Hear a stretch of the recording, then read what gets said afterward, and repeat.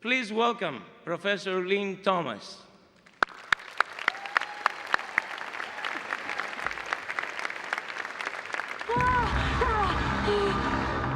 All of this is new to me. New faces, new worlds, new times. So if I asked really, really nicely, would you be my new best friends?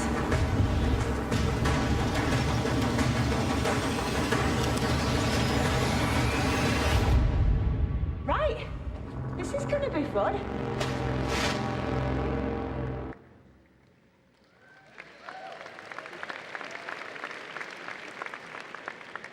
Good morning. It is my great honor to represent the Illinois faculty in welcoming you to this new adventure. As the 13th incarnation of the Time Lord and the first female doctor said, this is going to be fun. As you've probably already figured out from my bio in your program, I'm a geek and a fan in addition to being an academic. When I discover something I really like, I tend to throw myself into it wholeheartedly. My husband and I run an online science fiction magazine called Uncanny. I've been to numerous science fiction conventions and done hundreds of panels. I've won 8 Hugo Awards for editing and podcasting. I cosplayed as Black Canary to celebrate getting tenure at my last job. I've even tried my hand at flaming sword fights. My Doctor Who fandom is no different. Once I was hooked, just watching the show was no longer enough. I became an active fan, participating in impassioned debates about its grand ideas and its smallest details, online, in person, and in essays in several books. And then there's the Doctor Who room in my basement, filled with memorabilia, action figures, books, audio adventures, and more.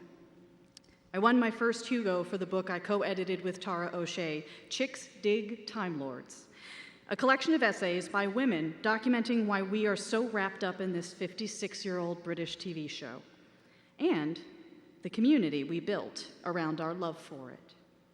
Now, I have to assume there may be someone here who doesn't know anything about Doctor Who. We can fix that.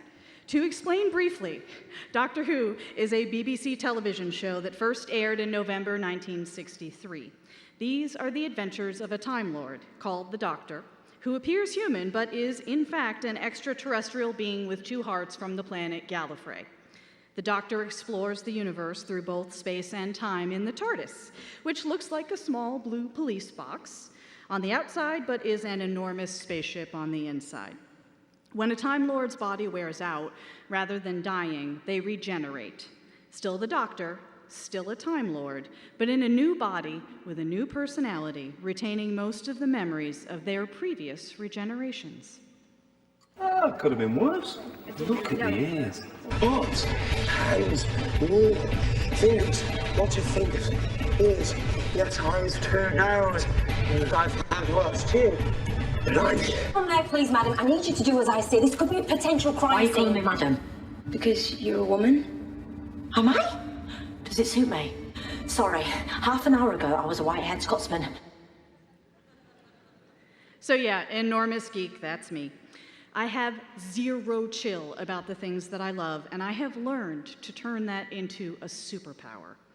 I'm also the head of Illinois' outstanding rare book and manuscript library, a collection of some 600,000 historic volumes and just over 2 linear miles of manuscript material. Literature, history, art, theology, and more, going back millennia. We have things like a manuscript written by Sir Isaac Newton that provides coded instructions for making the Philosopher's Stone, and the literary papers of Marcel Proust, Carl Sandburg, H.G. Wells, and Gwendolyn Brooks. Fantastic! Oh, fantastic! Come visit us sometime. We are here for you, and I will personally be really sad if we don't see each and every one of you for a visit or an event before you graduate. So, in a sense, I live in both an imagined future through my science fictional life and in the preserved past at the Rare Book and Manuscript Library. Like the Doctor, I enjoy traveling back and forth in time. In the few minutes I have with you this morning, I want to tell you how I got here and why being in two different worlds isn't actually incongruous for me. In fact, that variety and flexibility made me whole. My story starts exactly where you are now, at the first really significant new chapter of my life, my first regeneration, if you will, entering college. Growing up in Worcester, Massachusetts, I had been a high school cheerleader, but I wasn't popular. I had made the squad because I'd taken classes at Chicky's Dance World. As I said, I was a geek, back when the word geek was completely derogatory and we hadn't yet taken over the world. My friends were mostly not in my high school. They were the local music theater geeks from the summer camp at a Catholic high school that I didn't attend because the tuition was too expensive. Today, geek carries a bit more cachet. You can be cool and be a geek. At my high school, a geek was a likely target for bullies. Whether it was the unbridled enthusiasm for Broadway musicals or the fact that my parents were strict and wouldn't let me go to their parties, I never fit in with the cheerleaders and the popular kids. What I did have going for me in high school was that I was smart and hardworking. From the time I was 14, I had at least one job. To me, work was a necessity.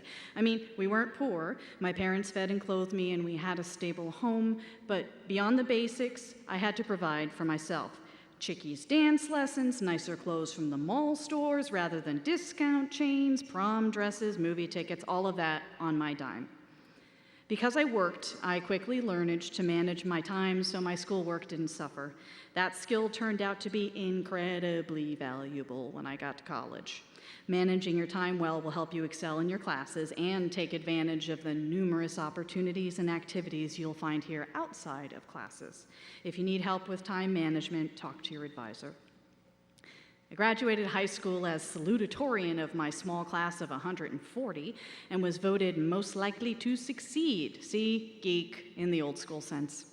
And despite the fact that no one else in my family had ever gone away to college, despite the fact that my father, a union carpenter, was laid off for most of those years, I was determined to get a college degree even if I had to pay for it myself. Both my parents and I took loans. They are now paid off.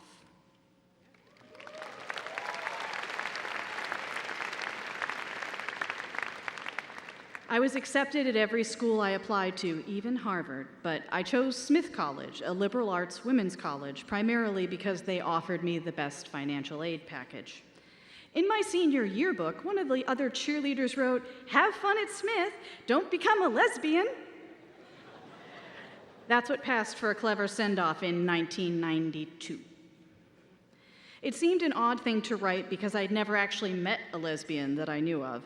Oh, in my theater group, we knew women who had really close friends and men who were confirmed bachelors, but there were no visible out queer people in Worcester in 1992. In my high school, that would have gotten you beaten up. I traveled 65 miles west to Northampton, but it may as well have been another planet.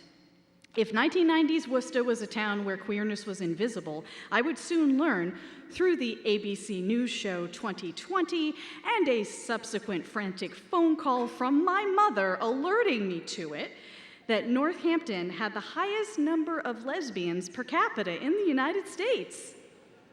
I had noticed. During that first year at Smith, I realized that I, too, was queer. I always had been, but I hadn't understood that part of myself, or that some of my really intense friendships were actually crushes.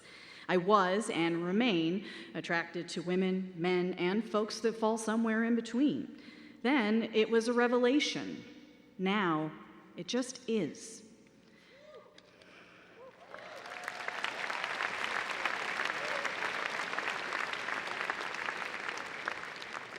But in this new environment, in my newfound independence, I put a name on it. I understood it better through lots of research and accepted it as a true and wonderful part of me. And that was only one aspect of my regeneration. Here's another. In one of my first classes, I was assigned a paper, gave it my usual serious effort, and expected my usual result. Excellent, thank you, A. I got a C. For the first time in my academic career, I got a C. And I freaked out. I seriously thought they were going to kick me out of Smith. Worse yet, I had no idea what to do. No one in my family had ever experienced this, so I had no idea of the protocols. My friends in my dorm told me to go talk to the professor during office hours. It felt risky. I was smart. I'd never needed academic help before. I decided reluctantly to go. Maybe not so much to ask for help as to, ask, "What the hell, Professor?" Look, I was 18 and a theater geek. Dramatic was in my bones.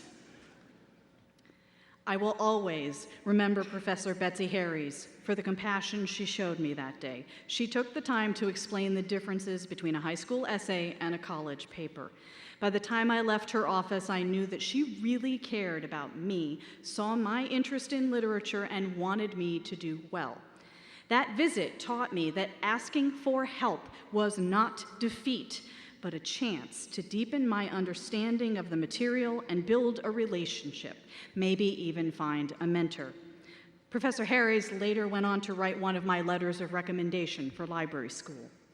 So I learned in this regeneration that I didn't have to do it alone. At Smith, first-year students in the federal work-study program had to work in the kitchens of the dorms you lived in. You could not hide the fact that you got financial aid. The work itself was no problem. I had worked retail and restaurants. I spent a summer hosting birthday parties at McDonald's for little kids. I could handle the dorm cafeteria. But by sophomore year, I was ready to get out of the kitchen. I heard of a student position in Smith's rare book room, which sounded interesting, and applied. I was the second student to ask about the job. The first they had hired had hurt her back and couldn't move heavy folios, really big books, for a shifting project. So due to my strong back, I got the job. I didn't realize it at the time, but fate had interceded on my behalf. I kept that position into my senior year when I worked for Michelle Clunan, another Illinois alumna, who provided the aha moment when I knew I wanted a career working with rare books. She also was the person who explained to me that rare books librarianship specifically was actually a legitimate career option. We had just received the facsimile of the Ellesmere manuscript of Chaucer's Canterbury Tales. The Ellesmere Chaucer was created in the early 1400s. It's a beautifully illustrated, gilded, nearly complete version of one of the most important early works in English literature. It includes what's believed to be the earliest image of Geoffrey Chaucer himself. Professor Clunan graciously suggested I just sit down and spend some time with it. It took my breath away. That was when I knew I need to work with books like this forever. I'd been a geek for literature and theater and dance, and now I became a geek for rare books and manuscripts, all because I thought a student worker position sounded interesting and I was able and willing to move folios. Yes, it all started out as a mild curiosity in the junkyard. Now it's turned out to be quite a great spirit of adventure, don't you think? Smith had junior year abroad programs in several European cities, and Paris was one of them. A whole year to explore and learn in one of the world's most exciting and romantic cities. I wanted that badly. Well, if I was going to go to Paris, I needed to have enough French classes to qualify for the program. Problem was, I'd taken Spanish in high school. I was starting a new language from scratch. My no-chill superpower of leaning into something I'm passionate about came in super handy. That year in France became my second regeneration because it blasted open my worldview. By the time I left Paris, I was nearly fluent. I learned to travel by myself, I took classes at the Sorbonne, and I lived with a family, so I was totally immersed in the language and the culture. I became a better communicator and a better listener. I learned how valuable it is to understand someone else's perspective. I became a citizen of a much larger world and realized the value of its diversity. Of course, not all classes will be like my experience with learning French. At some point in your college career, you're going to have some goat butt classes. Let me explain. In 1997, on the recommendation of Michel Clunin, I came to Illinois as a graduate student because we had and still have the best library and information sciences program in the nation. Go team. I landed an assistantship working in the Rare Book and Manuscript Library, the very library I am now the head of. And I was assigned to work with the Carl Sandburg papers, which for a literature major was absolutely thrilling, except that part of my assignment had to do with Mrs. Sandburg's goats. Paula Sandburg became convinced of the healthful benefits of goat milk for vigor and vitality, and became famous in her own right, at least among the goat breeding crowd, for the outstanding Chickaming goats that she bred. I was organizing this huge collection of photos of the Chickamings and the other goats that Paula Sandburg kept. What you might not know, and what I learned, is that dairy goats are judged by body capacity. I needed to look closely at the size of the udders, which is best done from behind. So I spent a goodly part of my graduate assistantship staring at goat butt. You can imagine how that might get old after a while. Some classes, jobs, and experiences and activities are just gonna be goat butt. They may not be your jam, but you'll need them to get where you're going. Sticking with something that's hard, required, or kind of dull until it's completed is just as valuable as leaning into the things you have no chill about, it turns out. That assistantship was the foundation for my library career, and I would literally not be standing here without those goat butts. There would be more regenerations in my life. At 25, I met the person I would marry, and who introduced me to Doctor Who and organized fandom. Not in a single leap, it was a testing of waters. Michael introduced me to different doctors and their various companions and enemies, and some truly epic sets, costumes, and special effects, often on a shoestring budget over decades of television making. And then we found the story that clicked. In Remembrance of the Daleks, the Furious Ace, companion to the Seventh Doctor, takes on a Dalek with a souped-up baseball bat. I could relate to that need to fight back, despite being just a human, being frustrated and outmatched, but still fighting. I was hooked. After that, we started attending Doctor Who conventions, and I met some of the actors and the writers and the people who made the show, and of course, other fans. I had joined a community in which I was instantly comfortable and accepted. These were my people. You have a lot of exploring to do over the next 4 years. Part of your job at Illinois is to find the smaller communities where you're most at home. Finding your people makes all the difference. And the easiest way to do that is to pursue your passions or your potential passions. Your lack of chill in this will be your superpower, and it will carry you through the goat butt experiences. I have one more regeneration to tell you about, and it's a doozy. In 2002, I became a parent. Parenthood was a regeneration that I thought I could see coming, but not the one I expected. Our daughter, Caitlin, was born with Aicardi syndrome, a rare congenital disorder. I could not foresee how this would change me. Where I had valued intelligence in myself and others, I began to increasingly value kindness. The small kindnesses of friends asking how we were or offering to help in whatever way they could. When Caitlin was still a baby, we resumed going to Doctor Who conventions, and people went out of their way to welcome us and remind us that we belonged right where we are. I remember a convention when Caitlin was 7. The actors were so gracious, interacting with her, taking pictures, signing autographs, giving her little gifts. She was the belle of the ball. She was thrilled to meet Colin Baker, the 6th Doctor. He called her Twinkle and waved to her every time he saw her that weekend. At another convention a decade later, Catherine Tate, the 10th Doctor's companion, Donna Noble, also made Caitlin feel really special. These are my people. They made room for us. They welcomed us with kindness. They made room for everyone. I can't begin to explain how much it means, as the mother of a disabled child, to have a community open its arms to you and accept you just as you are. Nor can I explain how desperately I want the world to become a kinder place for my daughter and for you and for future generations. Here at Illinois, you'll find the small communities where your closest friendships are formed, but you are also going to build a large community. This campus, sitting between Champaign and Urbana, is almost a city unto itself, in which you and the 7,000 classmates who surround you today, as well as the other 26,000 undergraduate students, are the majority population by far. My fellow faculty members, we are so outnumbered. So the question is, what kind of community will you build? Great communities welcome everyone home, valuing everyone, discounting no one, having a genuine caring interest in every individual. Who's she? Nobody important. Nobody important. Blimey, that's amazing. Do you know, in 900 years of time and space, I've never met anyone who wasn't important before. It's not easy. It takes a good bit of selflessness. It takes kindness. But I know you can do it. I do what I do because it's right. Because it's decent. And above all, it's kind. I've talked quite a bit about my regenerations, but a lot has stayed the same, too. I told you I've always been queer, and then I told you I married a man and had a child.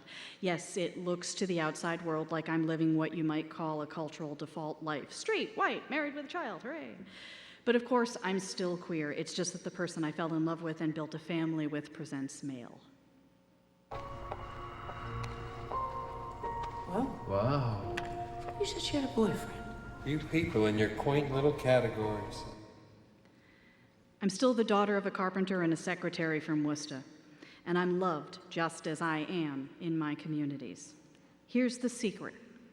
In every regeneration, we're the same people, but we become more. We become the We sum all of our change. experiences. When you think about it, we're all different people all through our lives. And that's okay, that's good. You've got to keep moving so long as you remember all the people that you used to be. You are in a regeneration right now. Over the next 4 years, you will come to a new understanding of yourself, what you want, what you need, who you are, who you wish to be or not be. It might not be your first regeneration, and it certainly won't be your last. But the great news is, Illinois is the right place to make discoveries in just about any area you want to explore. And as you learn and grow in this regeneration, you will realize that your perspective has been forever changed. You'll realize that there's more to you and the universe than you ever expected. Here's some advice from the doctor. Travel hopefully. Run fast, laugh hard, be kind. Thank you.